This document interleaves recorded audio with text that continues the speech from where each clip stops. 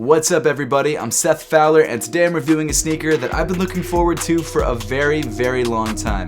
And that's the Adidas YEEZY 700 V3 Azael.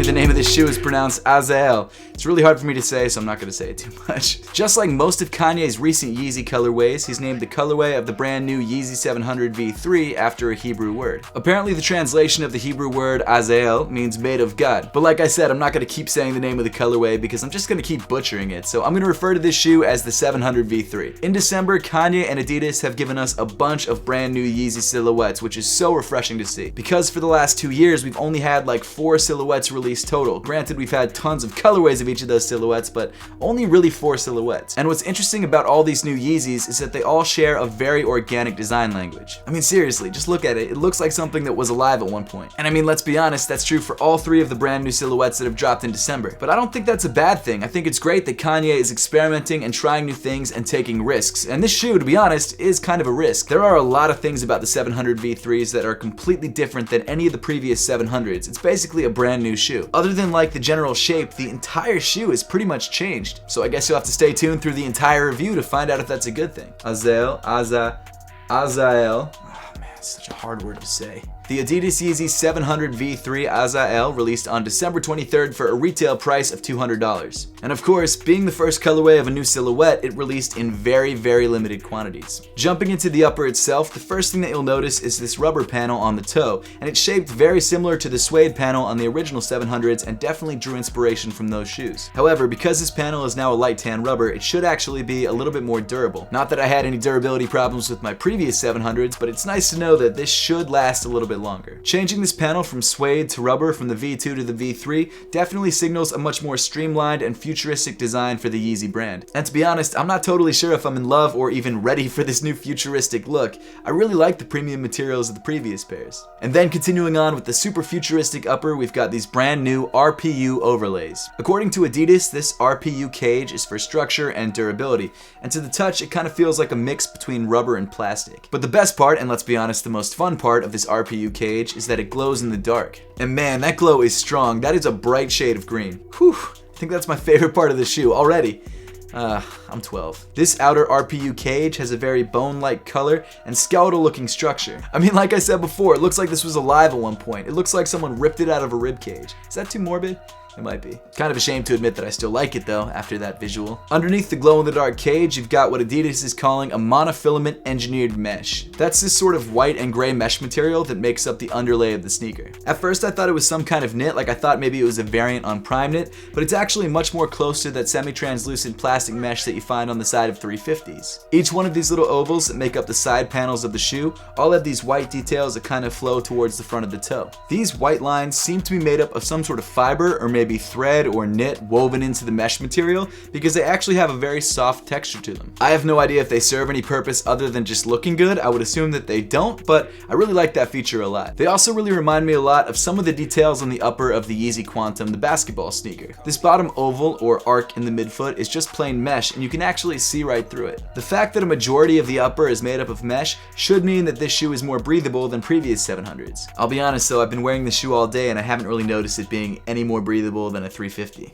And then moving up the center of the shoe, you've got this black neoprene tongue, which actually wraps all the way around the top of the ankle and forms sort of a booty construction. At the base of the tongue, you've got these 2 little 3M accents that kind of peek out from the sides of the shoe. They're definitely a nice looking detail when you're looking down at the top of the shoe, but from any other angle you can't see them. Weaving over the top of the tongue and attached to the side panels of the shoe, you've got these black rope laces. And then moving to the top of the tongue, the neoprene changes to a much thicker black fabric. The black fabric isn't as soft and definitely isn't as stretchy, which which kind of makes it annoying to get your foot into the shoe because, like I said, the tongue is not separate. You kind of have to get both hands in there to pull this ankle area apart to actually get your foot into the shoe. It's not the easiest thing in the world. The sock liner of the shoe, though, is actually made up of neoprene and feels really good against your foot, even though the padded areas are really only around the top of your ankle and the heel. Rounding off the inside of the shoe, you've got an ortholite style insole, very similar to what you find in the 500s, that comes in black with the Adidas and Yeezy branding printed on the heel. As for fit, the 700 V3 is snug. I went true to size in this shoe because I didn't know what to expect, and thank God I have very narrow feet because this shoe was like a 1-to-1 fit around my foot, and there's not really any give, so if I had any bigger of a foot, it just wouldn't have worked. If you don't have narrow feet or don't like a very snug fit, definitely go up half a size. But as I always suggest, if you have the chance to try this shoe on first before you buy it, make sure to do that to make sure you're grabbing the right size for you. And with this shoe, that's pretty important. Continuing back on the shoe, you've got more of that monofilament engineered mesh and RPU paneling. Something interesting about the heel is the way these two panels come together. There's no obvious stitching like there is on the 350 V2s. Instead, you just have this very clean seam and the RPU just kind of comes to a full stop. Then moving down on the shoe, you get to this smooth, very organically shaped tan-colored midsole. The shape of the 700 V3's midsole and the overall style of this midsole is a lot closer to that of the 380 Aliens than any other Yeezy sneaker. It's smooth along the sides like I mentioned before, and it's also very swept up towards the heel, which should make it easier for heel strikes. But even though the look of the 700 V3's midsole is different, the main difference is actually the cushioning technology inside the midsole. If you didn't already know, you may have noticed in this video, both in the title and when I was referring to this shoe, I never actually said the word boost. Maybe I did because I was so used to saying it, but I didn't mean to.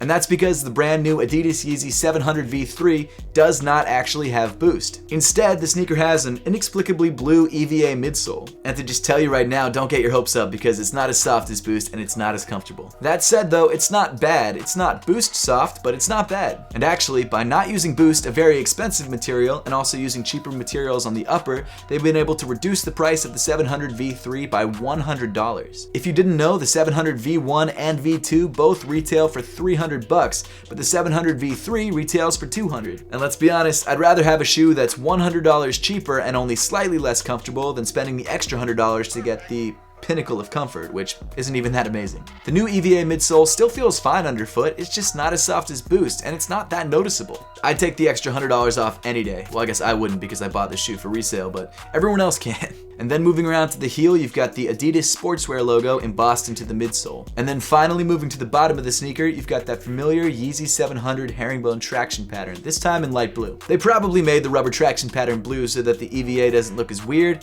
and I'm fine with that. The Yeezy 700 V3 looks like it was grown in a lab in 2050. And to be fair, Kanye probably would do that if he could. I mean, he's got his algae sneakers coming out soon. There's a lot to love about the super futuristic 700 V3. The first is that the price dropped by $100, which is awesome. That never happens in footwear. The second is that it's got a glow-in-the-dark upper, and that's just so cool. And the third, in my opinion, is that the shoe looks great. I don't think everyone loves the way this sneaker looks, but that's fine. It's definitely a polarizing look. The only small downside to this sneaker, at least right now after only having the shoe for a couple hours, is that the sizing is a little bit weird. If you have narrow feet like myself, you might be able to get away with going true to size, but it will be very snug. If you have anything other than narrow feet or just don't like snug fits, go up half a size. You know what? The more that I look at the 700 V3 against the 700 V1, the less I want to call the V3 a 700. It seems like a completely new shoe. I mean, okay, maybe the overall shape of the shoe is the same, but everything else about the sneaker is so different. This is much more of an 80s or 90s retro-inspired runner that has sort of a dad shoe vibe to it. This one is a completely futuristic, organic, alien-looking sneaker. The only other similarity on these two shoes is the outsole, and that's just because it's got a similar herringbone pattern and also these little cutouts, which has gum in this one, so that's great. Should have cleaned this up before the video, my bad. The 700 V3 is what I imagine sneakers of the future to look like. Crazy organic, very sleek, and a one-piece construction. Is this shoe for everybody? No, but that's fine, no sneaker is. What I'm really excited about is what Kanye and the Yeezy brand do next, whether it's just new colorways of the 700 V3s and the 380 Aliens, or whether they've got some other new silhouettes hidden up their sleeves that we just don't know about yet. Also on a side note, I think it's safe to say that the 750 is officially dead. It's such a different aesthetic from any of the shoes that Kanye's been coming out with recently.